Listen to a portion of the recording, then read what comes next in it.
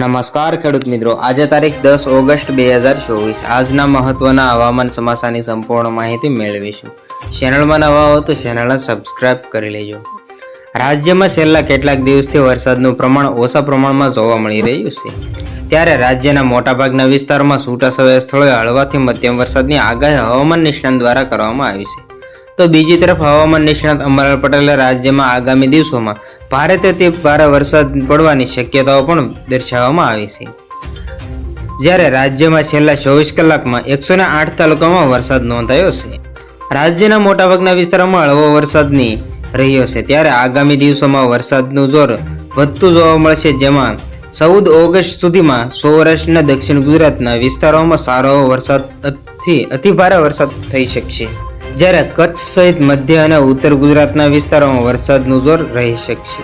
રાજ્યના મોટાભાગના વિસ્તારોમાં હળવાથી મધ્યમ વરસાદ વરસી રહ્યો છે. ત્યારે આગામી દિવસોમાં વરસાદનું જોર વધતું જોવા મળશે, જેમાં 14 ઓગસ્ટ સુધીમાં સૌરાષ્ટ્રના દક્ષિણ ગુજરાતના વિસ્તારોમાં સારોથી અતિભારે વરસાદ વરસી શકશે.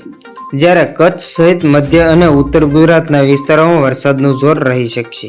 અંબાલાલ પટેલે રાજ્યમાં ધોધમાર વરસાદની આગાહી કરતા જણાવ્યું હતું કે બંગાળના ઉપસાગરમાં વધુ એક સિસ્ટમ સક્રિય થવાની છે, જેમાં 17 થી 24 ઓગસ્ટ સુધી કેટલાક વિસ્તારોમાં મેઘરાજા ધબધબાટી બોલાવી શકશે. જ્યારે રાજ્યના મોટાભાગના વિસ્તારોમાં સારો એવો વરસાદ પડવાની પણ શક્યતાઓ છે.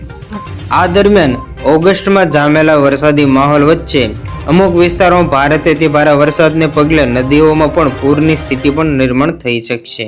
રાજ્યના મોટાભાગના વિસ્તારોમાં હળવાથી મધ્યમ વરસાદ ખાબક્યો છે. જ્યારે રાજ્યમાં છેલ્લા 24 કલાકમાં 108 તાલુકામાં વરસાદ નોંધાયો છે, જેમાં વડોદરામાં 92 મીમી, છોટા ઉદેપુર, જેતપુર, પાવઠીમાં 58 મીમી, આણંદના બોરસદમાં 55 મીમી, પંચમહાલ, જાંબુઘોડામાં 56 મીમી, છોટા ઉદેપુરમાં 47 મીમી અને બોડેલીમાં 34 મીમી વરસાદ પડ્યો છે. જ્યારે સૌથી ઓછો જૂનાગઢ, કેશોદ, ભરૂચના હાસોટ, અમદાવાદ, બાવળા, નવસારી, કચ્છના રાપર, અમદાવાદ સિટી, મહીસાગરના ખાનપુર, અરવલ્લી, મોડાસા અને તાપીના કુકરમુડામાં તાલુકાઓમાં 1 મીમી વરસાદ નોંધાયો છે.